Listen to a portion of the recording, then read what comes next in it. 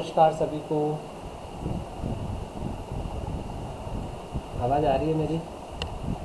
नमस्कार सर। नमस्कार जी मंजू जी। जल्दी उठना पड़ रहा है ना? अभी तो जल्दी टाइम है वहाँ पे ना। सुबह हुई है अभी या अब होगी?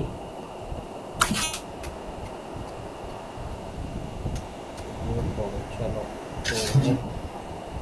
तो लास्ट क्लास में क्या हुआ था? ऐश्वर्या जी बताइए, लास्ट क्या कवर किया था टॉपिक? अनम्यूट कीजिएगा सर, अनम्यूट कीजिए।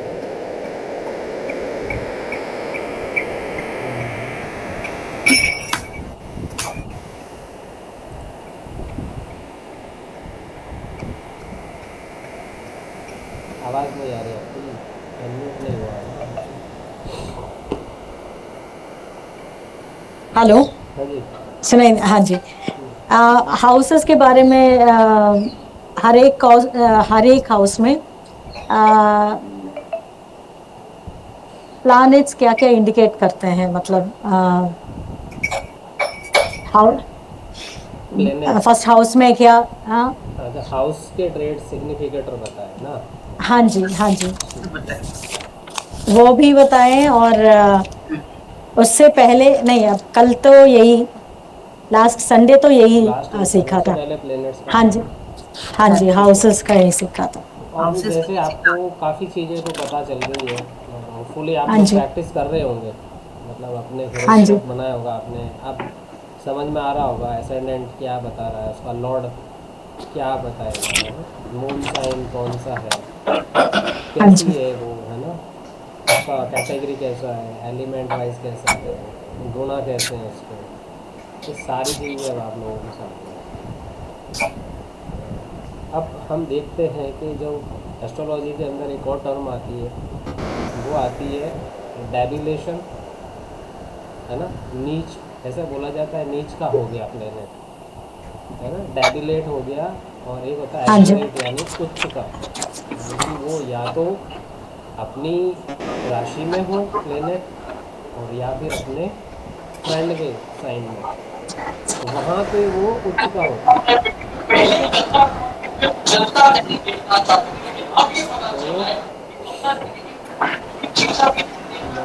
तो मैं आपको म्यूट कर दीजिए, म्यूट कर दीजिए, म्यूट म्यूट म्यूट कर लीजिए। चलिए फिर मैं अब आपको स्क्रीन पे ले चलता हूँ, यहाँ यहाँ से मैं आपको चलिए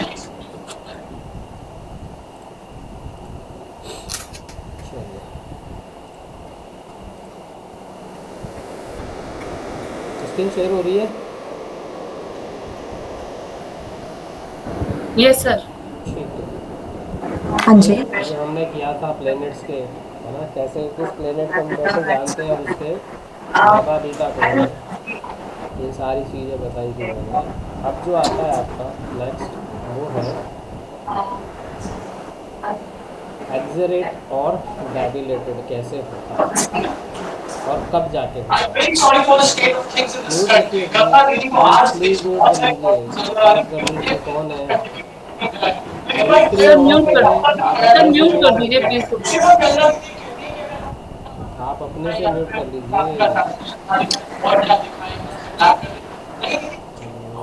मुझे ही करना पड़ेगा।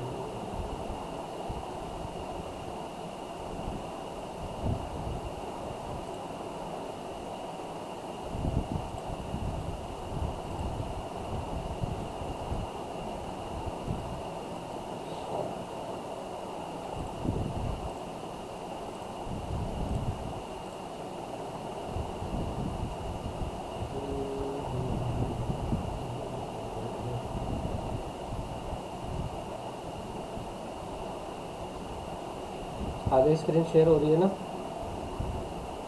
ठीक है। तो अब देखिए जैसे सन है ना, सबसे पहले प्लेनेट है सूर्य। अब जो ये देखो, एक लिखा हुआ है परम उच्चांश और एक लिखा हुआ है परम नीचांश। इसमें डिग्री भी दी गई है, और जो ब्रैकेट में जो है वो क्या है, इसके राशियाँ। जैसे सन है, सूर्य, सूर्य एक्सलेट कब होगा? 1 नंबर, यानी कि मेष राशि में सूर्य उच्च का बोलते हैं एस्ट्रोलॉजी में। और वहाँ पे अगर वो 10 डिग्री पे हो तो फिर बढ़िया। और यही सन डेबिलेट कहाँ पे होगा? 7 नंबर में जाके, यानी कि तुला राशि लिब्रा में जब सूर्य हो, यानी कि जिस हाउस में सन आपका है और वहाँ पे अगर 7 नंबर लिखा हुआ है, इसका मतलब ये हुआ कि सूर्य वहाँ पे डेबिलेट हो गया, नीच का, ऐसे बोला जाता है एस्ट्रोलॉजी। अब चंद्रमा, चंद्रमा कहाँ पे होगा? चंद्रमा होगा टॉरस के अंदर। देखो ब्रैकेट में 2 नंबर लिखा हुआ है। मून अगर टॉरस में हो, यानी कि जिस भी हाउस में मून हो और वहाँ पे 2 नंबर लिखा है, इसका मतलब ये हो गया कि चंद्रमा वृषभ राशि में एक्सलेट है, उच्च का। और डेबिलेट कब होगा? 8 नंबर में जाके, यानी कि स्कॉर्पियो। वृश्चिक राशि में अगर चंद्रमा है तो वहाँ पे बोलते हैं चंद्रमा नीच का हो गया। ठीक है। फिर आता है आपका मार्च, मंगल। मंगल उच्च का नंबर, ये ब्रैकेट में 10 लिखा है, तो 10 नंबर कौन सी राशि होगी आपकी? मकर, कैप्रिकॉन। मकर कैप्रिकॉन में जाके उच्च का होगा, और 4 नंबर यानी कैंसर, कर्क राशि में आके डेबिलेट हो जाएगा।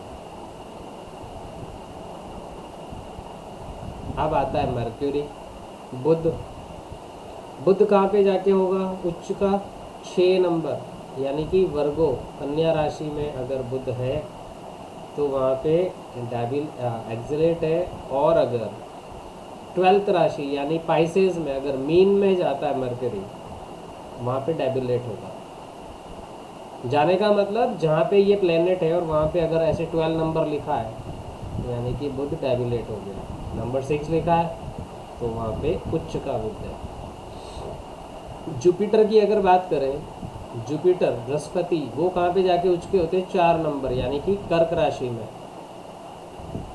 कर्क राशि में अगर बृहस्पति देव है तो वहाँ पे होंगे उच्च के। और अगर मकर राशि में चले गए तो वहाँ पे बृहस्पति देव नीच यानी डेबिलेट होते हैं। फिर आता है आपके शुक्र देवता। शुक्र देव कहाँ पे होंगे? एक्सलेट होते हैं 12 नंबर में, मीन राशि में, पाइसेस में। और डेबिलेट नीच के कब होंगे? नीच के होंगे कन्या राशि में, वर्गों के अंदर। फिर आते हैं आपके शनिदेव। शनिदेव सन से एकदम ऑपोजिट है। जहाँ पे सन उच्च का है वहाँ पे सैटर्न डेबिलेट होगा, जहाँ पे सन डेबिलेट हुआ वहाँ पे सैटर्न एक्सलेट होगा। यानी कि तुला राशि में शनि उच्च के होंगे, मेष राशि में शनि नीच के होंगे, एकदम उल्टा। राहु टॉरस और जेमिनाई में उच्च का रहता है, और स्कॉर्पियो और सैगिटेरियस में, यानी कि वृश्चिक और धनु में जाएगा तो राहु नीच का हो जाएगा। केतु होता है आपका उल्टा, राहु से उल्टा चलेगा। केतु होगा स्कॉर्पियो सैगिटेरियस में उच्च का, टॉरस और जेमिनाई में, वृषभ और मिथुन राशि में केतु नीच का हो जाएगा। अब आप देखो तो इसका ग्रुप बना सकते हो। सूर्य के ऑपोजिट सैटर्न, और बुध और शुक्र, ये ग्रुप बनेगा याद करने के लिए। सूर्य सैटर्न का, बुध शुक्र का, और मंगल गुरु का। देखो इनके नंबर आपस में ही जस्ट अपोजिट चल रहा है। ठीक है। चंद्रमा अकेला, चंद्रमा का ग्रुप कोई नहीं बन रहा। तो ये आपको जल्दी से याद करने के लिए है। सन आपको याद है तो सैटर्न को उल्टा कर दो, है ना। इस तरीके से अगर बुध याद है शुक्र को, उसका उल्टा शुक्र हो जाएगा, वाइस वर्सा जैसे बोलते हैं ना अपन वैसे। अब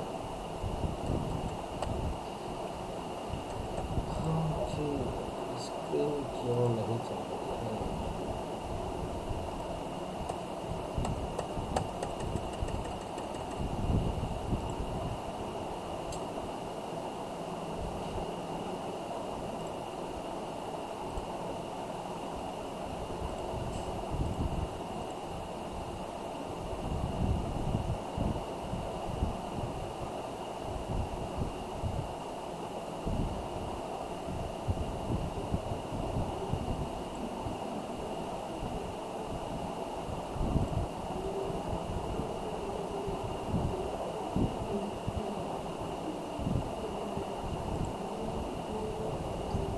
एक मिनट दीजिए मुझे ना।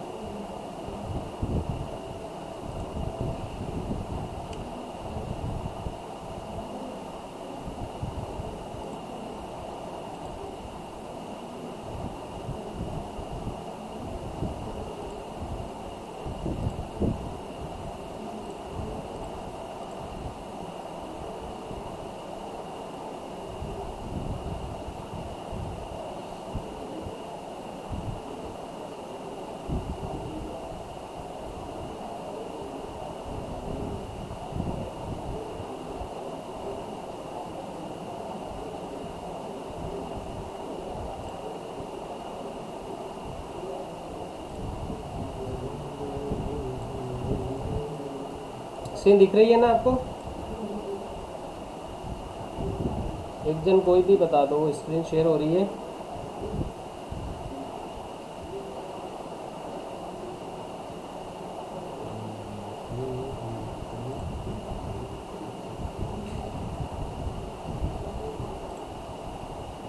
तो सबको म्यूट कर रखा है ना? हाँ म्यूट कर। नहीं शो कर रहा है अभी। राइट में आप शो कर रहा है? नो, हाँ अभी आ रहा है सर। यस अब है ना? अभी आ रहा ठीक। है। तो देखिए ये ऐसे ग्रुपिंग बनेगी इसकी, सूर्य के साथ में सैटर्न की, बुध के साथ में शुक्र की, मंगल के साथ में गुरु की। आप एक का पोजीशन याद कर लो, दूसरे का अपने आप आपको समझ में आ जाएगा। चंद्रमा सिर्फ अकेला चलेगा, ठीक है। तो ये उच्च और नीच हमको याद करने के लिए इजी हो जाता है। चंद्रमा केतु से मिल रहा है सर थोड़ा सा। केतु से थोड़ा मिल सकता है, बट ये पूरा अलग ही रहेगा ये चंद्रमा, क्योंकि चंद्रमा सर 2 और 8 है। हाँ 2 और 8 का कॉम्बिनेशन आ रहा है। तो राहु से भी मिल सकता है, राहु 2 में उच्च का है, 8 में नीच का है।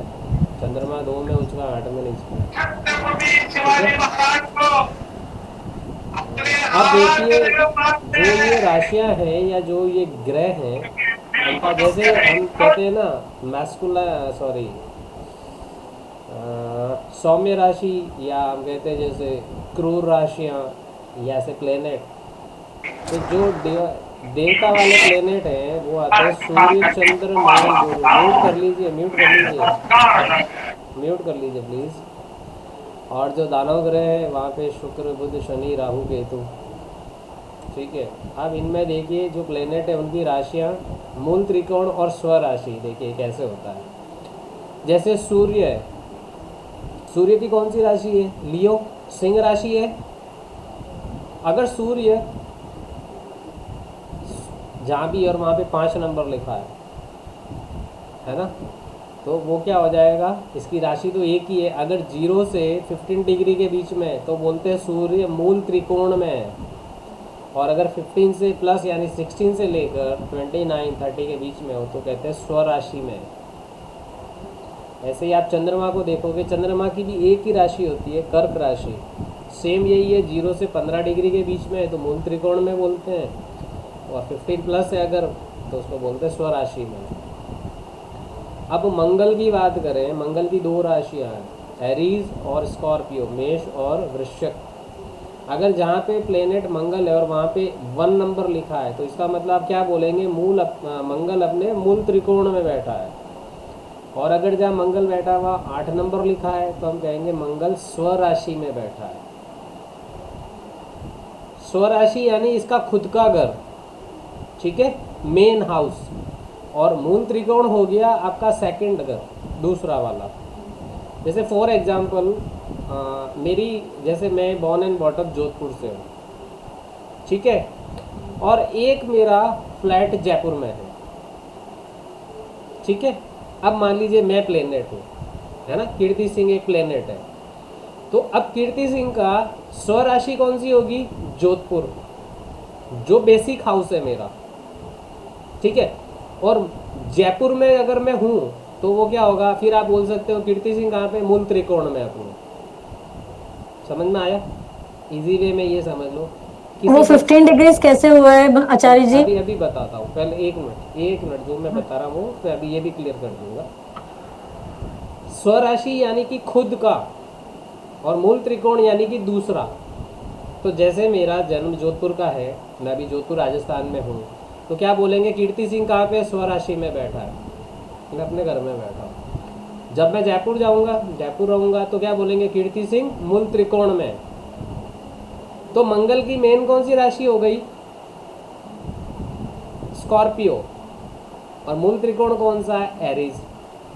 अब रही बात डिग्री की, तो जब आप हॉरोस्कोप जब भी बनता है उसके अंदर हर प्लेनेट की डिग्री आती है, डिग्री लिखी भी होती है, मैं आपको अभी स्क्रीन पे बता दूंगा, ठीक है।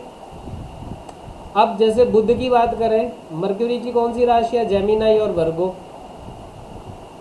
तो मूल त्रिकोण कौन सा हो गया? वर्गो, कन्या राशि। और स्वराशि कौन सी है? मिथुन राशि यानी जेमिनाई। अगर जिस भी हाउस में मर्क्यूरी बैठा है हॉरोस्कोप में, और वहाँ पे अगर नंबर 3 लिखा हुआ है, तो क्या बोलेंगे? बुध स्वराशि में है, बुध अपनी राशि में है। और अगर वहाँ पे 6 नंबर लिखा है तो बोलेंगे बुध मूल त्रिकोण में है, ठीक है। ऐसे ही जुपिटर की बात करें तो 9, 12 यानी धनु और मीन, सैजिटेरियस और पाइसेस। अगर जुपिटर जहाँ बैठा वहाँ पे 9 नंबर लिखा है तो बोलेंगे गुरु अपने मूल त्रिकोण में है। और अगर 12 नंबर लिखा है तो बोलेंगे गुरु स्वराशि में यानी अपनी राशि में बैठा है। शुक्र की बात करें तो 2, 7 टॉरस और लिब्रा।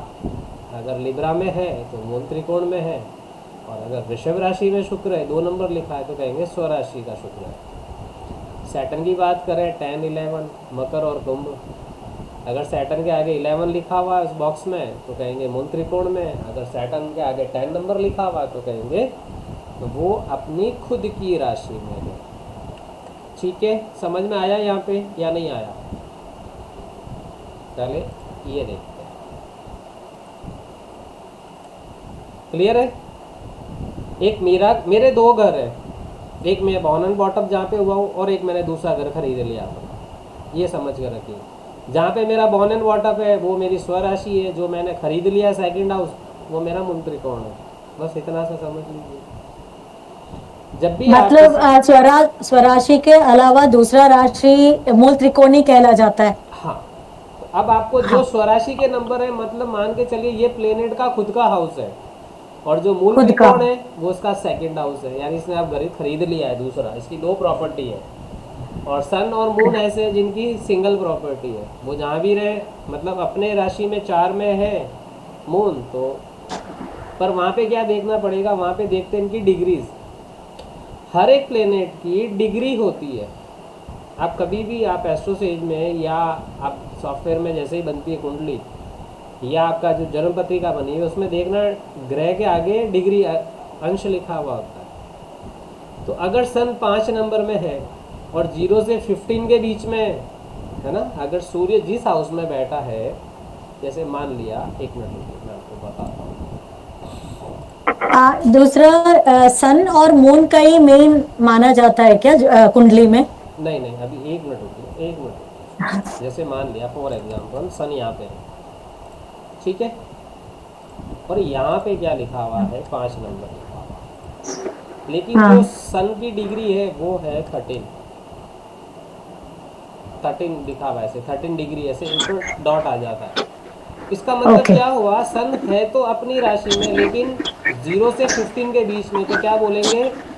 सूर्य मूल त्रिकोण में, मूल त्रिकोण में। और अगर यही यहाँ पे अगर ये 23 पे आ जाता है, 23 डिग्री का सन है और 5 नंबर हाउस में बैठा है। यहाँ पे हम क्या बोलेंगे, सूर्य स्वराशि में। अभी क्लियर है? ऐसे ही आप मून को भी कर सकते हो, है ना। जैसे मान लिया मून आचार्य जी, आचार्य जी, हाँ जी हाँ 0 से लेके 15 डिग्रीज तक हम स्वराशि बोलते हैं जी, मूल त्रिकोण या बोलते हैं। मूल त्रिकोण बोलते हैं। हाँ, ओके, फिर 15 से लेके आगे हो गए, मतलब वो ऊपर हो उसकी गए। स्वराशि हो गई। जैसे ये मून है 4 नंबर में और 11 डिग्री का है तो बोलेंगे मूल त्रिकोण में है। और यही मून की अगर 27 डिग्री हो गई 4 नंबर में तो बोलेंगे मून अपनी स्वराशि में है। ओके, आफ्टर 15 वाला स्वराशि हो जाता है। हाँ, मून और सन वाले केस में, बाकी दूसरे में हाँ, नहीं। मून और अच्छा सन अच्छा, वाले केस में ये चीज़ रहेगी। इस तरीके से देखना होता है। प्लेनेट के हाउस के आगे नंबर लिखा होता है और खुद की डिग्री भी लिखी होती है, उससे हमें पता चलता है। ठीक है, क्योंकि डिग्रीज है ना, ये क्या होती है, एक जैसे एक ह्यूमन लाइफ की अलग अलग स्टेजेस है, वैसे जो डिग्रीज है 0 से 30 इसको अवस्था बोलते हैं, है ना। एकदम बाल्य अवस्था, युवा अवस्था, प्रौढ़ अवस्था, वृद्धावस्था, मृत अवस्था। तो आप अगर जनरल जैसे देखें कि एक बच्चा न्यूबॉर्न बेबी है, एक न्यूबॉर्न बेबी है ना, बिलो 1 ईयर का। अब बताइए वो अपना काम खुद से कर लेगा? उसे माँ की सपोर्ट चाहिए ना हर चीज़ के। ना तो उसे बोलना आता है, ना उसे कुछ करना, सब दूसरा। तो अगर मान लिया एक ऐसा ग्रुप बना लिया जैसे, है ना, बाल्य अवस्था का, तो वहाँ पे कोई प्लेनेट है अगर 5 डिग्री पे, 3 डिग्री पे, तो वहाँ पे क्या है, वो एकदम छोटा बच्चा जिसको खुद को सपोर्ट की ज़रूरत है।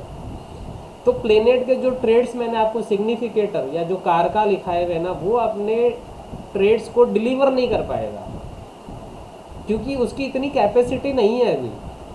फिर अगर जैसे टीनेजर में आ गया, वहाँ पे थोड़ा उसका पावर बढ़ेगा, तो फिर क्या होगा कि हाँ ये अपने 25% रिजल्ट डिलीवर कर रहा है अपनी पोटेंसी को, क्योंकि अब उसमें पावर आ रही है। अब यही अगर यूथ में चला जाता है, यानी कि 20 प्लस हो जाता है ना, 20 से 35-40 साल की उम्र है, वहाँ पे क्या होता है, एकदम यंग, है ना, सब एनर्जी, यहाँ पे वो अपनी पूरी पोटेंसी के साथ में अपने रिजल्ट को डिलीवर कर देगा, क्योंकि अभी उसके अंदर पूरी एनर्जी आएगी। फिर 40 प्लस में जब जाएगा तो वहाँ पे उसकी पावर अब कम होने लगेगी, है ना। और जब 50 प्लस में जाएगा तो बिल्कुल, मतलब फिर वो एक वही स्टेज आने वाली होगी उसकी कि उसको किसी सपोर्ट की ज़रूरत पड़ जाएगी, तो वहाँ पे वो खुद अपने काम खुद नहीं कर पाएगा। तो जो भी प्लेनेट्स के ट्रेड्स हैं, यानी कि 25 प्लस में जब जाता है वहाँ पे फिर वो सपोर्टिंग में आ जाता है। अब उसको सपोर्ट चाहिए। जैसे एक इंसान परफॉर्म करता है वैसे ही प्लेनेट परफॉर्म करते हैं, ये मान के चलिए। ऐसे लगता है बहुत सी बार हम जब हॉरोस्कोप वगैरह देखते हैं तो प्लेनेट सही है, डेबिलेट भी नहीं है, सही जगह पे बैठा, लेकिन फिर वो अपने रिजल्ट क्यों नहीं डिलीवर कर पा रहा है। तो वहाँ पे कॉज देखने के लिए आप उसकी डिग्री को देख लो, तो आपको समझ में आ जाएगा कि हाँ ये इस डिग्री पे है, यानी 28 29 पे है तो ख़त्म होने वाला है, वो 30 पे तो ख़त्म होगी, राशि चेंज हो जाएगी। तो 30 पे आ गया, यानी कि अब वो प्लेनेट को हमें सपोर्ट देना पड़ेगा। यानी एस्ट्रोलॉजिकल में देखें जैसे मान लिया किसी का सन है 28 के ऊपर, अभी डिग्री के ऊपर है वो वहाँ पे, है ना, तो अब ये सूर्य अपने रिजल्ट नहीं दे पा रहा है ना। अब इसको दिक्कत कहाँ आएगी? इसको दिक्कत आएगी गवर्नमेंट के काम में, इसको दिक्कत आएगी अपने फादर से रिलेटेड, पिता के सुख में, है ना। और सन क्या है? आपकी पहली संतान। सन क्या है? आपका नेम आपका फेम, रिस्पेक्ट, ये सारी चीज़ें। तो ये सारी चीज़ों में उसे प्रॉब्लम आ रही है, वो उसको वो चीज़ें नहीं मिल पा रही क्योंकि वो सन डिलीवर नहीं कर रहा है। 28 यानी कि वृद्धावस्था, मृत अवस्था के पास में पहुंच चुका है। अब एक एस्ट्रोलॉजर क्या करते हैं वहाँ पे, जो बेसिक टर्म बताता हूँ मैं आप लोगों को। अब वो क्या करेगा, अब उसका पूरा उसने रीडिंग किया, उसके बाद में देखेगा इस सन से अब सन को हमें थोड़ा पावर देना पड़ेगा, इनको सहारा देना पड़ेगा, तब ये अपना काम कर पाएंगे। तो फिर क्या किया जाता है, उपाय हियर कराए जाते हैं, रेमेडीज दी जाती है। तब क्या करते हैं, या तो आप जेम स्टोन दे सकते हो, क्योंकि बहुत जल्दी जो आपके साथ में फ्रीक्वेंसी कनेक्ट करनी है तो वहाँ पे जेम स्टोन होता है। और ऐसा होता है कि जहाँ पे कोई प्लेनेट है जो आपको बैड रिजल्ट डिलीवर कर रहा है, तो अब उसको क्या करेंगे आप, स्ट्रॉन्ग करें या वीक करें? आपका अपोनेंट है वो स्ट्रॉन्ग होगा तब आप उस पर जीत सकते हो, या वो कमजोर होगा तब हम उस पर जीत पाएंगे? वो कमजोर होगा। ऑब्वियसली वो कमजोर जी। होगा।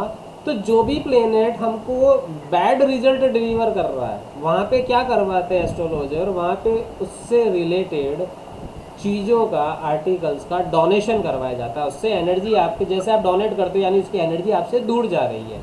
और जब आप इंटेक करते हो या किसी चीज़ को अपने साथ अटैच करते हो यानी कि उसकी पावर आपके साथ में ऐड हो रही है। ये बेसिक फंडा है एस्ट्रोलॉजी में काम करने का।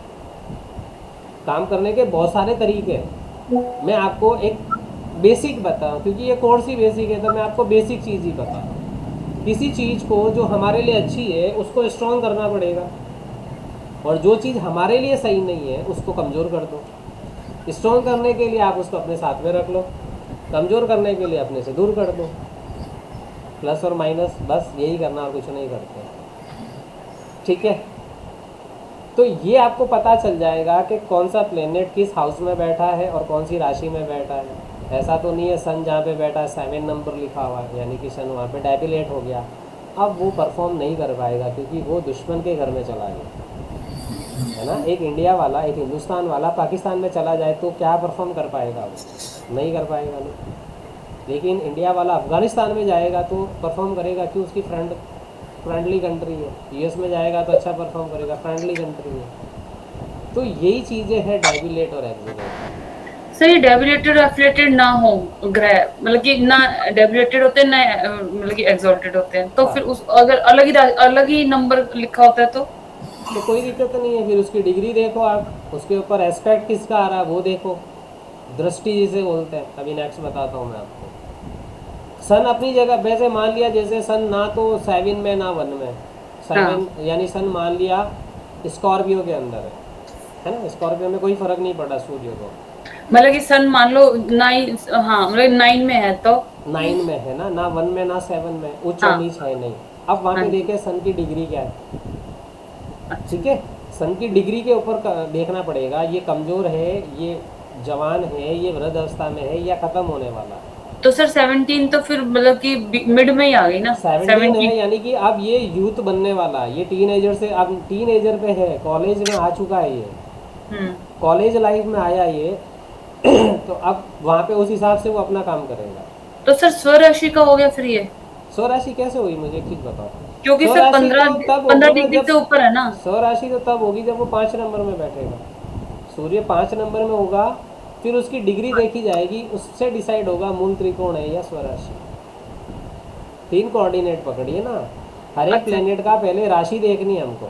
अच्छा हाँ, मैं वो फर्स्ट नंबर में, सर फर्स्ट नंबर में जैसे मेष राशि के अंदर सूर्य उच्च का, अच्छा वो उच्च और हाँ नीच है। उच्च का हो गया।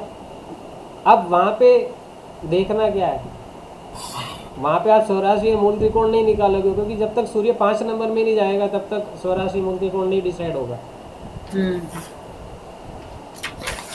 ठीक है, जो आपने सर जो सीरियल नंबर से जो बताए थे ना, वो उसी घर में वो बैठेंगे तो वो स्वराशि के होंगे, जी है ना। एग्जैक्टली। ठीक ठीक है, है। आज शायद आपको आज कंप्लीट या कल होता है तो मैं पीडीएफ शेयर कर दूंगा ग्रुप में ताकि आप लोगों के लिए थोड़ा इजी हो जाए सब कुछ। ठीक है, तो अब ये समझ में आ गया उच्च और नीच। अगर उच्च का है अच्छे रिजल्ट देगा, और अगर डेबिलेट हो गया तो वो अपने रिजल्ट नहीं दे पाएगा। ठीक है, अब जो नेक्स्ट चीज़ हम देखते हैं वो होती है आपका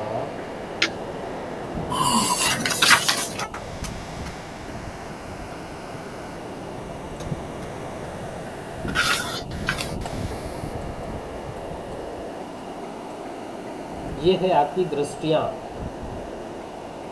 दृष्टियाँ का मतलब क्या हो गया, दृष्टि का मतलब यानी आप कैसे देख सकते हो।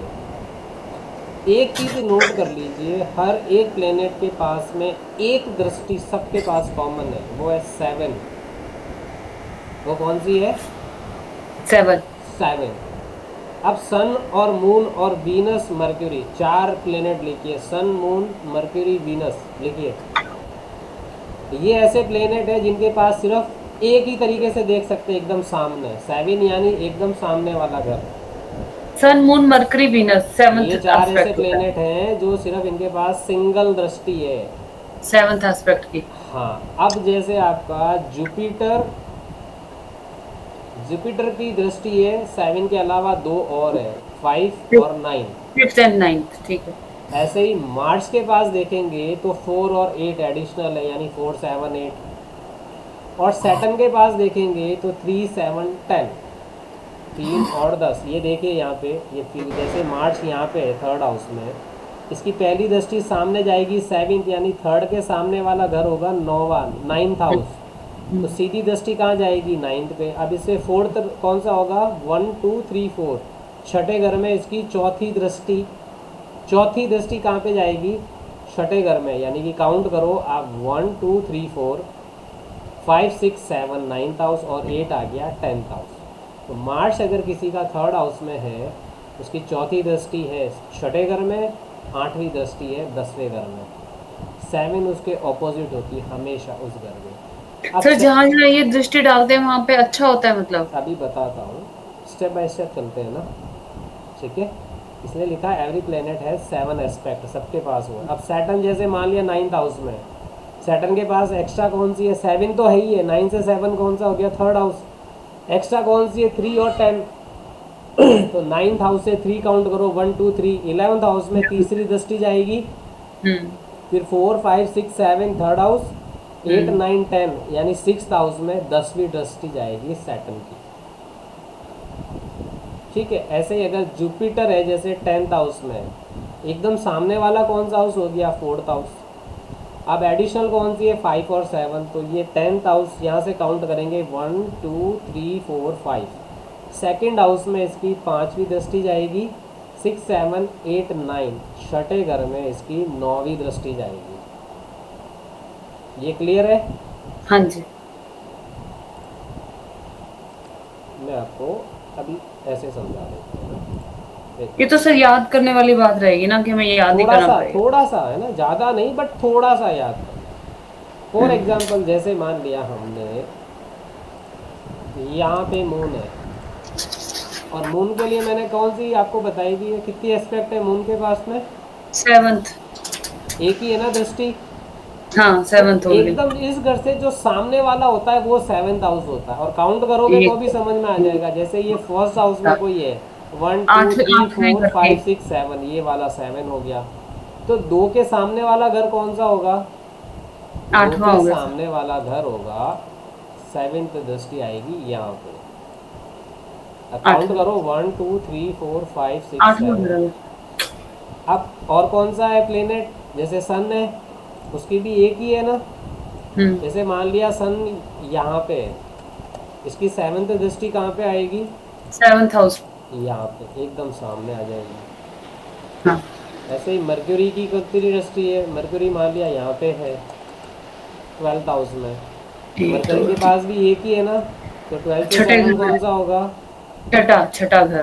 तो ये हो गया। अब फॉर एग्जाम्पल मान लिया यहाँ पे बैठे हैं सैटर्न महाराज, शनिदेव। अब शनि की 7वीं दृष्टि तो सामने चली गई, और कौन सी तीसरी। होती है शनि के पास दृष्टि? थर्ड जो आएगी सर, वो 9वें घर पे आ जाएगी। 3rd आएगी और ये। और कौन सी होती है? चौथा, पांचवा, छठा, सातवां, आठवां, 9वां, 10वां। 10वां चौथे घर पे आ जाएगी सर, 10वीं दृष्टि के हिसाब से। 10वीं दृष्टि चौथे घर पे। चौथे घर पे आ जाएगी। ये देखिए, ये सैटर्न की 3। ऐसे ही हम मार्स की भी आप देख सकते हो, आप जुपिटर की भी देख सकते हो, 3, 5 है ना, 3 नहीं सॉरी 5, 7, 9 जुपिटर की है, ठीक है।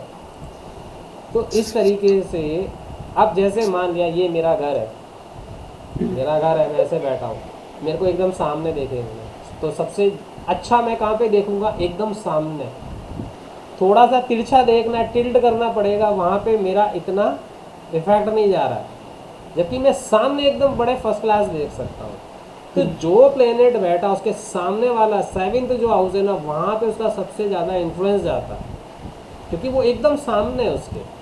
थोड़ा इधर उधर देखने के लिए उसको खुद को घूमना पड़ेगा, लेकिन सामने देखने के लिए कहीं नहीं घूमना है। इसलिए 7th हाउस की एस्पेक्ट सबसे स्ट्रांग होती है, फिर ये थर्ड है या किसी का फिफ्थ है, किसी का नाइन्थ है, किसी का फोर्थ है, एट्थ है, ये थोड़ा उससे कम होता है। जुपिटर की एक खासियत है, जुपिटर जहाँ पे बैठता है, जुपिटर को बोलते हैं हम दीपक। अपने घर में दिया हम जलाते हैं ना, दिया प्रज्वलित करते हैं, उसके नीचे क्या दिखता है आपको? अंधेरा। दिए क्या के नीचे बोलते हैं? दिया अंधेरा। तले अंधेरा, ऐसे बोलते हैं ना, ये जुपिटर है। जहाँ पे बैठेगा वहाँ पे अंधेरा है, लेकिन जहाँ पे देखेगा वहाँ पे ये पूरा उसको बढ़िया कर देगा। तो जुपिटर की फिफ्थ एस्पेक्ट, जुपिटर की सेवन्थ एस्पेक्ट और जुपिटर की नाइन्थ एस्पेक्ट जहाँ पर भी जाएगी उस हाउस को बहुत अच्छा करेगा ये। और मंगल की क्या खासियत है? मंगल की दृष्टि जहाँ पे जाएगी वहाँ पे कांड करके आएगी। मंगल की एस्पेक्ट जहाँ पे जाएगी वहाँ पे कांड करके आएगी। तो सर इसको तो मिली भी 3 दृष्टियां हुई हैं। मिली भी 3 मंगल दृष्टि को है। हाँ, एक ही मिलती तो एक ही जगह कांड होता। हाँ, लेकिन अब ये 3 जगह जाके काम खराब करता है। हाँ। एक्चुअली देखो क्या होता है, सैटर्न है, मंगल सैटर्न है, सैटर्न की जो 3, 7, 10 है, सैटर्न है रेस्पॉन्सिबिलिटी। सैटर्न की जो तीसरी दृष्टि जाती है वो कहता है इस घर से आप अपनी रेस्पॉन्सिबिलिटी ले लो। सैटर्न की जो तीसरी दृष्टि, जैसे मान लिया सैटर्न आपके सेकंड हाँ। हाउस में, सेकंड हाउस में, अब इससे थर्ड एस्पेक्ट कहाँ जाएगी?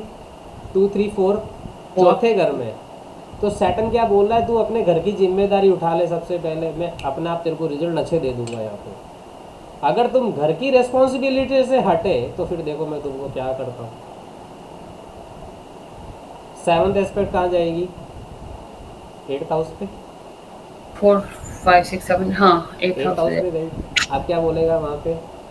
ये प्रोटेक्ट करने के लिए बोलता है, रेस्पॉन्सिबिलिटी है, प्रोटेक्ट कर लो उसको। तो सैटर्न वहाँ पे रिजल्ट अच्छे देगा आपको। तो 10वां घर तो सर वही मतलब कि जॉब, परिश्रम और पराक्रम का हो गया। हाँ, तो वहाँ पे आपको क्या करना पड़ेगा? वहाँ पे अपने को एक्टिव रहो आप, वहाँ पे इथिक्स प्रिंसिपल के साथ में चलो, तो बस सैटर्न आपका अच्छा करेगा। मैंने बोला ना, कोई प्लेनेट अच्छा नहीं, कोई बुरा नहीं है, सिर्फ इतना सा सीख लो वो प्लेनेट बोलना क्या चाह रहा है। जो प्लेनेट बोल रहा है उसके अकॉर्डिंग एक्ट कर लो, फिर शनि राहु केतु भी अच्छे रिजल्ट देते हैं, कोई ख़राब नहीं देता। आप वो सिर्फ एक ही चीज़ कहते हैं कि तुम हमारे हिसाब से, मैं जो कह रहा हूँ वैसा मान लो, बढ़िया रिजल्ट देगा। तो सर इसमें राहु और केतु की कोई दृष्टियां नहीं होती? सेम जुपिटर वाली, आपने शायद चार्ट सही नहीं देखा या मैं बताना भूल नहीं, गया। राहु का नहीं बताया ना सर राहु आपने। केतु की सेम जैसे जुपिटर की चलती है 5, 7, 9। जुपिटर के साथ है, राहु केतु भी है। हाँ, 5, 7, 9 सेम वही है। Okay sir. लेकिन जुपिटर की दृष्टियाँ डिवाइन है, राहु केतु की दृष्टियाँ डिवाइन नहीं है, ये ध्यान रखना। जुपिटर की जहाँ दृष्टि जाएगी ना वहाँ पे बस कहते हैं बढ़िया कर सकते हैं। तो सर इसका भी ऐसे ही, अगर राहु जिसमें बैठा है वहां पे अच्छा नहीं देगा और जहाँ देख रहा है वहां नहीं, जहाँ पे देख रहा है वहां पे ज्यादा अच्छा या बुरा मान देगा? लिया जैसे राहु की 7th एस्पेक्ट है जहाँ पे भी बैठा है, और फॉर एग्जांपल वहाँ पे मून है, एक तो कंजक्शन है, मून के साथ में राहु है, तो बोलते हैं चंद्र ग्रहण हो गया, है ना। जब राहु सन और मून के साथ में जाता है तो ग्रहण योग बनाता है। तो क्या बोलेंगे? साथ में कंजक्शन है तो बोलेंगे जी इस कुंडली में चंद्र ग्रहण है। अब राहु 2nd हाउस में बैठा और मून 8th हाउस में बैठा, तो भी एक ये एस्पेक्ट से ग्रहण योग बन गया, लेकिन साथ में तो नहीं है। लेकिन वो परेशान होगा चंद्रमा से रिलेटेड। चंद्रमा कौन है? उसकी मदर। मन। चंद्रमा कौन है? उसकी माँ। तो इन चीज़ों से वो परेशान होगा, उसको उसके सुखों में कमी मिलेगी। तो आप देखोगे साथ में नहीं है, फिर क्यों हो रहा है? तो देखो कहीं इसका एस्पेक्ट तो नहीं आ रहा उसके ऊपर, यानी कि चंद्रमा के ऊपर एक मैलेफिक एस्पेक्ट आ गया। राहु केतु शायद ये क्या मैलेफिक है, तो चंद्रमा के ऊपर मैलेफिक एस्पेक्ट आया तो चंद्रमा खराब हो गया।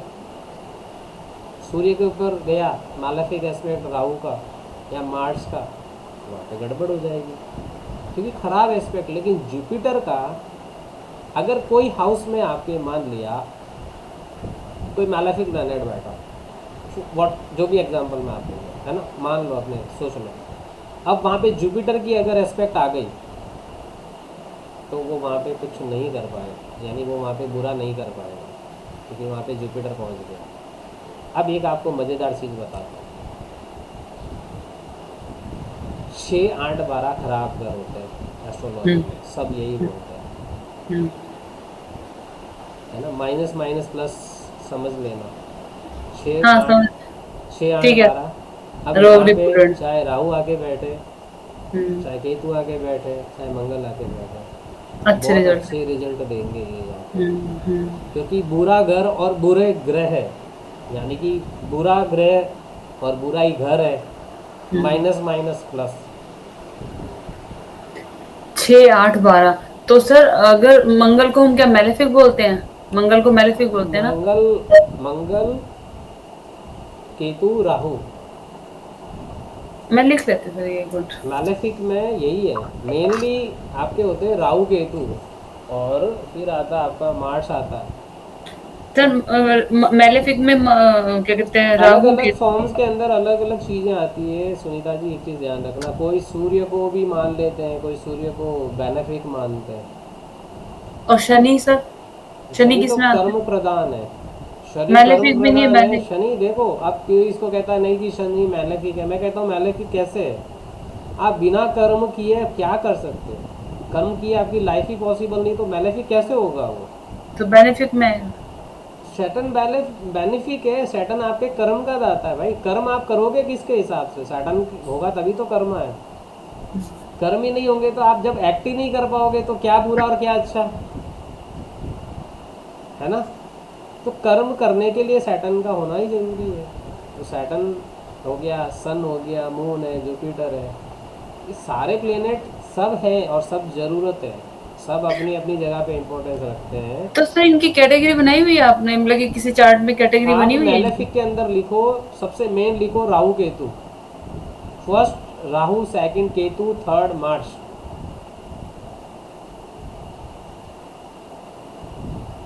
ठीक है। अब Surya benefic, moon benefic, Jupiter benefic, Shukra benefic, Mercury, Budh भी बेनिफिक में आता है। बेनिफिक में। बेनिफिक में आएगा बुध, अच्छा ग्रह है ना ये, खराब नहीं है। लेकिन अब लाल किताब में चले जाओगे तो सबसे बुरा ग्रह बुध होता है। अलग अलग फॉर्म्स है, जनरल जो मैं लिखा रहा हूँ वो आप समझ के चलो, उसी से ही करना आप, कोई चेंज नहीं होगा। सिर्फ मैलेफिक में यही आते हैं। शनि, राहु केतु तो सबसे पहला है, इससे मैलेफिक कहते कोई नहीं है, जो एस्ट्रोलॉजी यही बोलती है। ठीक है। और मैं आपसे अगर एक बात कहूँ, मैं सारी एस्ट्रोलॉजी से बिल्कुल अलग मैं काम कर रहा हूँ। सबसे इम्पोर्टेंट जो मैं मानता हूँ, जैसे अभी आप अगर किसी एक एस्ट्रोलॉजर से बात करेंगे, कहेंगे सबसे इम्पोर्टेंट कौन सा है? सूर्य। सन कौन है? आपकी सोल, है ना। फिर हाँ जी। दूसरा कौन आएगा? जुपिटर। जुपिटर है जीव। इस दुनिया में, इस जगत में जितने भी जीव हैं जिनके अंदर जान है, वो कौन है? जुपिटर, है ना। तो बिना आत्मा के तो पॉसिबल ही नहीं है ना। सबसे इम्पोर्टेंट इसलिए बोलते हैं सन, मून, जुपिटर, ये 3 प्लेनेट सबसे इम्पोर्टेंट होते हैं। और इन्हीं को ही देखता है एक एस्ट्रोलॉजर किसी की कुंडली में। इन 3 को पहले देखेगा, सन, मून, जुपिटर को, फिर बाद में सारे देखने हैं उसको। ठीक है। अब अगर मेरे से कोई पूछे, इस कोर्स से थोड़ा सा हट के बात करें, अगर मेरे से पूछे कि सबसे इम्पोर्टेंट कौन सा प्लेनेट है, केतु। बस मैं केतु को पकड़ के बैठता हूँ। आप बोलोगे नहीं जी तो मैलेफिक है, ये तो छुड़वा देता है ना, डिटैच करता है। एक चीज़ बताओ, आप कोई भी काम करते हो तो सबसे पहले काम करते हो या उसके पहले सोचते हो? सोच समझ के काम करते हैं। पहले एक प्लान थॉट, तो करते हैं। पहले हाँ, मैं थॉट सोच आती है समझ ना, के। थॉट आती है ना सबसे पहले। हम्म। थॉट आई ना, थॉट कहाँ से आई? थॉट के साथ आपका भाव, आपका पहले भाव आया, आपका इंटेंट। मून होता है। Intent is the most important. Intent आपका कैसा है वो आपके कर्मा पे डिसाइड करेगा, और वो कर्मा आपके रिजल्ट डिसाइड करेगा। तो सबसे पहला आपका भाव, जैसे आज मैं ये आप लोगों को बता रहा हूँ, एक मेरे मन के अंदर एक चीज़ आई, मेरे मन में एक भाव आया कि क्यों ना इस ज्योतिष का बेसिक नॉलेज दिया जाए, है ना। एक मेरे मन के अंदर एक इंटेंट मेरा था, यहाँ पे मुझे एक भी पैसा नहीं लेना, यहाँ पे मेरा भाव एकदम क्लियर है, मेरा इंटेंट एकदम क्लियर है, मुझे एक भी पैसा नहीं लेना है, मुझे सिर्फ चीज़ स्प्रेड करनी है या शेयर करनी है। तो ये मेरा इंटेंट सबसे पहले आया, फिर मैंने प्लान बनाया, उसके बाद मैंने उसका वर्किंग चालू की, उसको एग्जीक्यूशन हुआ, और फिर जाके आप लोग आए इसमें। तो सर ये तो बुद्ध मतलब मन मतलब कि सबसे पहले इंटेंट जो है बुद्धि से आएगा, नहीं, इंटेंट मन से आपके भाव है, भाव। भाव कौन सा ग्रह दिखाता है सर? एक चीज आपने सुना, भगवान किसके भूखे हैं? भाव के। ऐसा बोलते हैं ना, भगवान सिर्फ भाव देखते हैं। भाव यानी आपकी इंटेंट, आपकी भावना कैसी है, आप किस श्रद्धा। आप किस श्रद्धा से, आप किस वे में मंदिर जा रहे हो, आप किस वे में उस भगवान को याद कर रहे हो, आपके भाव कैसे हैं। सबसे इम्पोर्टेंट यही है। आप अपनी फैमिली में, आपकी फैमिली के प्रति आपका क्या इंटेंट है। तो सर भाव का कारक ग्रह कौन है मतलब? Ketu, Ketu is the intent. Okay. Ketu बोलते हैं ना डेस्ट्रॉयर, डेस्ट्रॉयर नहीं, सॉरी, केतु डिटैच करता है, यही बोलते हैं ना। तो आप उस दुनिया से डिटैच हुए तभी तो इस दुनिया में आए। आप उस दुनिया से डिटैच हुए तभी तो इस दुनिया में आए हो। तो जन्म कहाँ पे हुआ आपका? केतु से। और जब इस दुनिया से डिटैच होके जाओगे तब कौन आपके साथ में? तब भी केतु है। तो जो आपका आरंभ और जो आपका अंत है, उससे इंपॉर्टेंट कौन सा प्लेनेट है, ये बताओ मुझे। जहाँ से शुरुआत हो रही है वो इम्पोर्टेंट है, और जहाँ आप खत्म हो रहे हो वो इम्पोर्टेंट है। तो ये तो केतु के बीच में पूरी जिंदगी चल रही है आपकी। तो फिर सबसे इम्पोर्टेंट कौन सा प्लेनेट हुआ? केतु अगर जिसका सही कर लिया जिसने, उसका सैटर्न अपने आप सही हो जाएगा। क्योंकि आपके जब इंटेंट अच्छे हैं, आपके कर्मा अच्छे होंगे। जब आपके कर्मा अच्छे हैं तो सैटर्न क्या कहेगा? रिवॉर्ड ले जा भाई। ठीक है, अब राहु की तरफ आ जाओ। राहु है डीप अटैचमेंट, है ना, बहुत ज़्यादा अटैच करता है, जुनून देता है आपको उस चीज़ का। पागलों की तरह आदमी लगा रहेगा जहाँ पे राहु है। अब उसके लिए, राहु के लिए, फिर जब आप एक, आपके अंदर जब एक ऐसा पैशन, ऐसा जुनून आ गया, फिर उसको अच्छा बुरा नहीं दिखता है, अच्छा बुरा नहीं सोच पाता। इसीलिए फिर वहाँ पे क्या होगी, जब आप अच्छे बुरे नहीं सोचोगे तो चांसेस हैं आपके कर्म डिस्ट्रैक्ट होने के। और जब कर्म डिस्ट्रैक्ट होंगे तो फिर शनि महाराज तो बैठे ही हैं, तलवार और तराजू साथ में ही है उनके। तो देखेंगे ना क्या सही है क्या गलत। गलत है तो तलवार, सही है तो आजा। तो अगर मैं और भी डिटेल में बता सकता हूँ, लेकिन इस लेवल पे यहाँ पे नहीं, समझ में भी नहीं आएगा। बस इतना सा समझ लो, आरंभ और अंत किसी का इम्पोर्टेंट, बिना आरंभ के कुछ हो सकता है, और जब एंड होगा तो उसके बाद कुछ नहीं होगा। तो ये केतु है। और एक और चीज़ एस्ट्रोलॉजी में बोली जाती है, मेरे गुरु ने जो मेरे को सिखाया है, वो एक चीज़ कहते हैं कि जो तोड़ेगा वही जोड़ेगा। जो तोड़ेगा वही जोड़ता है। किसी भी प्लेनेट के साथ में ऐड कर लो उसको। केतु अगर आपको मेटलिस्टिक वर्ल्ड से डिटैच कर रहा था, आपको स्पिरिचुअल वर्ल्ड में अटैच कर रहा है। तोड़ा और जोड़ा।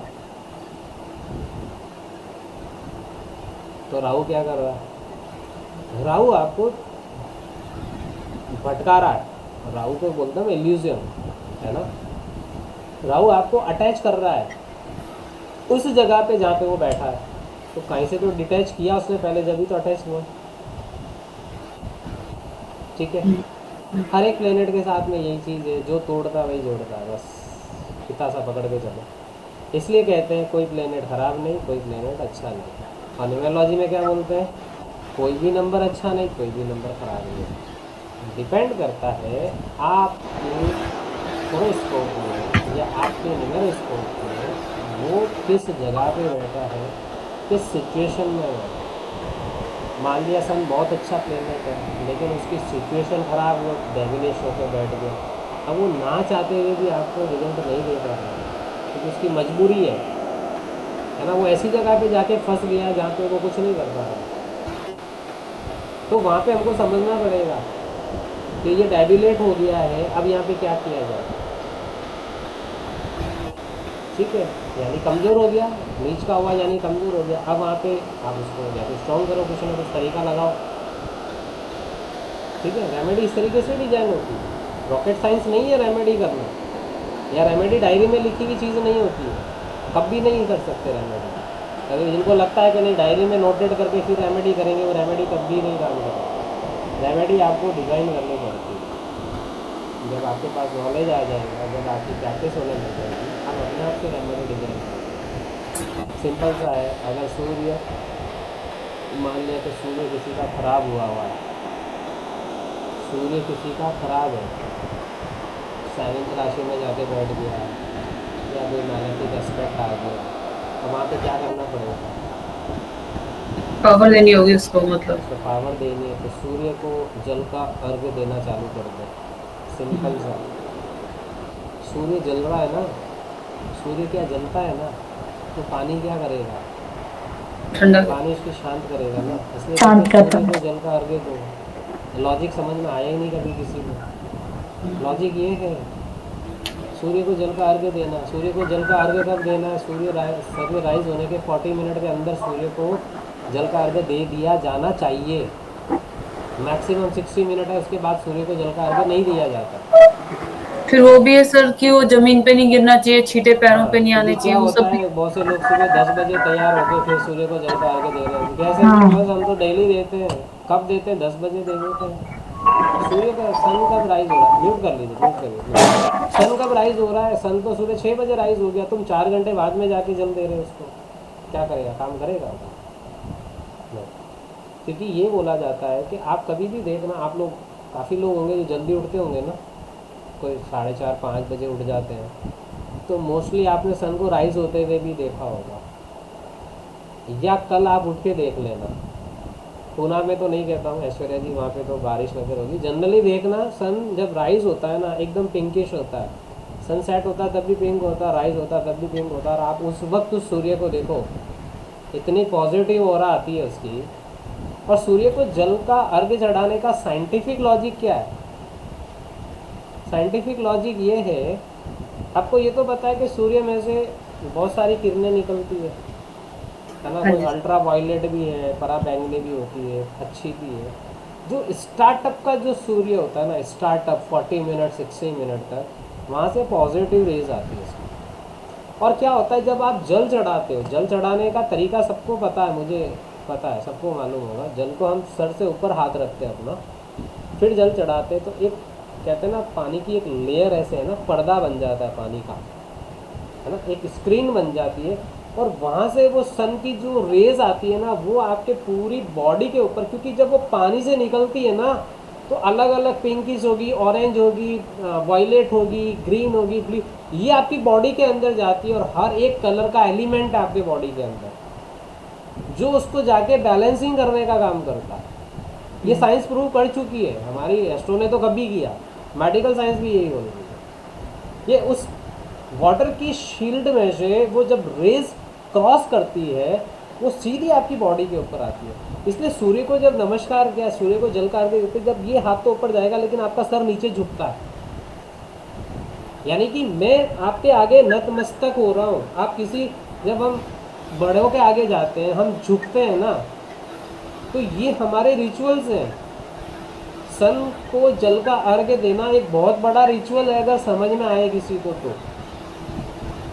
जब आप सूर्य को जल का अर्घ्य दे रहे हो, यानी वो इतनी डिवाइन चीज़ से जब आप कनेक्ट कर रहे हो, तो वो आपके पाँव में कैसे गिर सकता है, या वो ज़मीन पे, जैसे सुनीता जी ने बोला कि ज़मीन पे नहीं गिरना चाहिए। क्यों नहीं गिरना चाहिए? क्योंकि उसी ज़मीन के ऊपर हम चल रहे हैं, हम उसी के ऊपर पाँव आता है। जबकि सूर्य को जल का जब चढ़ाते हैं, उस जल को आप ऐसे आप करिए, बहुत डिवाइन चीज़ है ये। इसलिए बोला जाता है कि जब सूर्य को जल का अर्घ्य दे तो सीधा पानी ज़मीन पे नहीं गिरना चाहिए। आप उसको किसी के अंदर आप कैप्चर कर लीजिए, कोई बर्तन रख लीजिए, या बहुत से लोग प्लांट्स रख देते हैं। बस कौन सा नहीं होना चाहिए? तुलसी का प्लांट नहीं रखना। आप कोई भी प्लांट रख लीजिए, या उसको किसी बर्तन में लेके फिर आप अपने प्लांटेशन में डाल सकते हैं इस पानी को, और देखिए आगे प्लांट की ग्रोथ देखना कितनी अच्छी होती है। सर हमें सूर्य नजर ही नहीं आता, ऊंची ऊंची बिल्डिंग है। विटामिन डी भी कम होगा, चेक करवा लेना डॉक्टर को जाकर। बिल्डिंग के पीछे नजर ही नहीं आता, मेरे को सूर्य निकलता भी नजर नहीं आता। टावर्स में ये प्रॉब्लम होती है। तो ये जनरल ये ऐसी चीज़ है कि एक मैंने आपको सिर्फ एक रिचुअल बताया, एक रेमेडी का, हज़ारों रेमेडी और सारे लॉजिकल है, एक भी रेमेडी विदाउट लॉजिक नहीं बनी आज तक। लेकिन समझने का फेर है, समझ में आना चाहिए या समझाने वाला चाहिए। शिवलिंग के ऊपर जल चढ़ाते, उसका रिचुअल है, उसकी पूरा उसका पूरा डिजाइन किया हुआ है, क्यों ऐसे कर रहे हो, है ना। एक चीज कहता हूँ, अगर कुछ भी समझ में नहीं आए ना किसी की कुंडली देख के, मैं आपको एक बेसिक, आज गोल्डन सूत्र बोलते हैं, हम ऐसे ही बोलते हैं, एक आपको गोल्डन चीज बता रहा हूँ। कुछ समझ में नहीं आ रहा, किसी की कुंडली देख ली, नहीं समझ में आ रहा, उसको सीधा सा बोलो तू जा मंदिर और शिवलिंग पे जल चढ़ा, डेली चढ़ाना।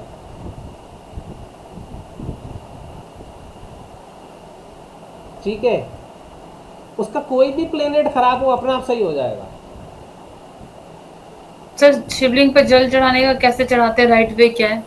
शिवलिंग पे जल चढ़ाने का राइट वे ये होता है, शिवलिंग का जो बनावा है ना, जो ऐसे ये बनावा होता है जहाँ से फिर ये जल होता है, तो जो ये चीज़ है यहाँ पे शिवलिंग वाला वो, तो ये वाला जो राइट पार्ट है वो होता है गणेश जी का स्थान। इधर आएगा, उसके सामने कार्तिकेय जी, थोड़ा सा आप आगे आएंगे जहाँ पे ये ऐसे है, ये है अशोक सुंदरी, और जो जिसके ऊपर वो चीज़ है जो ये जैसे ये है ना, ये ऐसे, अब इसके जो नीचे जो है ना इसका घेरा, इसे बोलते हैं पार्वती माँ का हस्तकमल, और उसके ऊपर फिर शिव भगवान है, फिर नागराज है। तो क्या होता है जब आप जल चढ़ाते हैं तो सबसे पहले गणेश जी, कार्तिकेय जी, अशोक सुंदरी, फिर पार्वती मैया का हस्तकमल, उसके बाद आप शिवलिंग के ऊपर जल की धार चढ़ाइए। जल की धार बना के चढ़ानी है। जल को कोई जाएगा ऐसे वो वैसल भरा और ऐसे गिरा दिया, जैसे हम स्नान कर रहे हैं ना, वैसे बहुत से लोग मैं देखता हूँ मंदिर में आए, इसको फिल किया, ये डाल दिया, फिर किया। नहीं, ये तरीका नहीं है। आप थोड़ा ही लो ना, आपको किसने बोला है पूरा भरो आप? आपने बहुत सी जगह या ज्योतिर्लिंग जाइए, वहाँ पे बड़े ऐसे पात्र लगे हैं और उसके नीचे ऐसे एक है ना वो बूंद बूंद करके एक धार आती है। सही तरीका तो वही है चढ़ाने का। आप तो सर पात्र में डाल दें? नहीं, आप हाथ से आप उसकी एक धार बना के चलाओ। नहीं सर, थोड़ा सा जैसे सब जगह डाल दिया, पहले गणेश जी को डाल दिया, फिर कार्तिकेय जी को, फिर अशोक सुंदरी जी को, फिर उनके रिंग के अंदर जो डाल दिया, फिर शिवलिंग पे चढ़ा दिया, और थोड़ा सा बचा अगर उसमें कलश में डाल दिया, कोई दिक्कत नहीं। आप दूसरा वैसल भर के, अगर कलश खाली हो रहा है, हाँ, आपने जल चढ़ा दिया, आप एक नया वैसल भर के उसके अंदर भर दो उसको, कलश को, बहुत अच्छे काम कर लोगे आप। मैं ऐसे ही करती हूँ, है ना। और उसी के ऊपर नाग देवता बैठे, वो राहु है, वो राहु है। तो गणेश जी, कार्तिकेय जी, अशोक सुंदरी, शक्ति रूपा पार्वती माँ और शिव खुद है। इसके आगे क्या बचा पहले ये बताओ। नहीं पूरा हो गया ब्रह्मांड पूरा। जब गणेश जी को, जब कथा सुनी होगी आपने, तो जब भगवान भोलेनाथ ने गणपति जी को बोला कि जाओ तुम पृथ्वी का चक्कर काट के आओ, तो कार्तिकेय जी तो चले गए मयूर के ऊपर बैठ के, चलो मैं चक्कर। गणेश जी तो इस बुद्धि वाले है ना, क्या किया उन्होंने, कुछ नहीं, हाथ जोड़ के अपने माता पिता की 7 परिक्रमा कर ली, क्या हो गया मेरा तो इससे आगे तो शिव और शक्ति।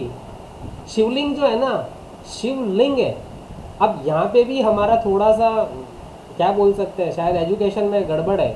लिंग को वो कहाँ से कनेक्ट कर रहे हैं, गलत जगह पे। लिंग होता है आपका चिन्ह, है ना, मार्क। स्त्रीलिंग पुरलिंग ऐसे ही बोलते हैं ना, हमने यही पढ़ा ना, स्त्रीलिंग पुरलिंग।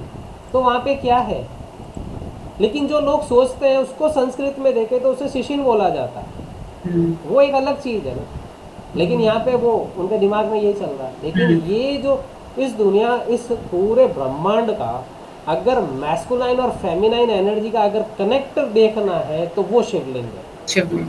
शक्ति और शिव का एक जगह के ऊपर पूरी एनर्जी है, वो शिवलिंग है। अब इसको दिमाग में क्या चल रहा है कि नहीं ये तो इस तरीके से, तो इसलिए हम कहीं ना कहीं पे हम अपने ही भगवानों का हम अनादर भी कर रहे हैं, और उसी का रिजल्ट दुनिया भुगत रही है। अभी उनको समझ में नहीं आ रहा है ना। ये कोई कहता है मेरे घर में वास्तु दोष है, कोई कहता है मेरे घर में पितृदोष है, कोई कहता है ये, तो ये चीज़ें पहले एग्जिस्ट नहीं कर रही थी क्या? चीज़ें तो पहले भी थी, लेकिन उन्हें अपने देवी देवताओं का, अपने पूज्य आराध्यों का आदर करना समझ में आता है। अगर आपको 1800 के पहले की अगर स्टडी पे चले जाओ, 1800 से पहले जो हमारे यहाँ पे जो विद्यार्जन होता था, जहाँ बाहर से लोग आते थे ना, जिसे हम उस टाइम विदेश जैसे क्यों आए, कुछ तो यहाँ पे था तभी आए ना। आज आप हैवार्ड कैम्ब्रिज में क्यों अपने बच्चों को भेजना चाहते हो, क्यों भेजना चाहते हैं? क्योंकि हमें पता है वहाँ पे जो सिखाया जाएगा वो नहीं सिखाया जाता दूसरी जगह पे। तो पहले यहाँ पे क्यों आते थे? क्योंकि उनको पता था कि यहाँ पे जो एजुकेशन सिस्टम है ना, इतना स्ट्रॉन्ग कहीं नहीं है। बेसिक चीज़ें जो आपकी रूट्स है वो सब यहाँ पे है। अब सब लोग वापस टर्न अराउंड करके आ रहे हैं ना यहाँ पे। तक्षशिला, ये हमारा नालंदा विश्वविद्यालय, क्या वहाँ पे एजुकेशन थी, है ना? 9 फ्लोर के ऊपर वो सारे जो जला दिए गए थे, है ना, जिसमें 6 महीने लगे थे कंटिन्यू जलाने के लिए। सोचो आप, वो तो हम तक पहुंचा ही नहीं है। तो हम जी। तक जो पहुंचा है उसमें अगर इतनी पावर है तो सोचो उसमें कितनी पावर थी। फिर हम पढ़ते अकबर महान, बाबर, हुमायूं, ये है ना, पढ़ने वाली चीज़ तो हमें पढ़ाई नहीं जाती, वो एक अलग चीज़ है। लेकिन आप यही है ना, मेरा एक ही मकसद है, हम अपने रूट्स के साथ में कनेक्ट हो जाए। हम अपनी रूट्स को स्ट्रॉन्ग कर लें तो ट्री हमेशा स्ट्रॉन्ग रहेगा, वो कहीं नहीं जाएगा। तो हमारी रूट्स ये ऑकल्ट हमारी रूट है। मेडिकल साइंस तो बहुत बाद में आई है, नासा तो बहुत बाद में आया। अब नासा भी मानता है ना कि हाँ, हाई टाइड्स क्यों आते हैं कि जब मून फुल होता है, इतनी इसके अंदर खींचने की पावर, इतना दूर बैठ के पानी को खींच रहा है। जब अपनी 16 कलाओं पे चंद्रमा होता है, हाई टाइड्स तभी तो आ रहे हैं। अमावस पे तो हाई टाइड नहीं आता। ये साइंस प्रूव कर चुकी है, उन्होंने एस्ट्रोनॉमी अपने इक्विपमेंट से प्रूव किया, हमने पहले ही कर दिया। तो उसके बाद भी डाउट है कि नहीं ये साइंस सही है या नहीं है। जब डॉक्टर हाथ जोड़ देता है ना कि भैया हमसे जो हुआ जो कर लिया, अब भगवान के हाथ में है, बोलते हैं ना, तो फिर कौन बड़ा है? मेडिकल ईश्वर। साइंस है या ईश्वर या पराविज्ञान, ऑकल्ट साइंस?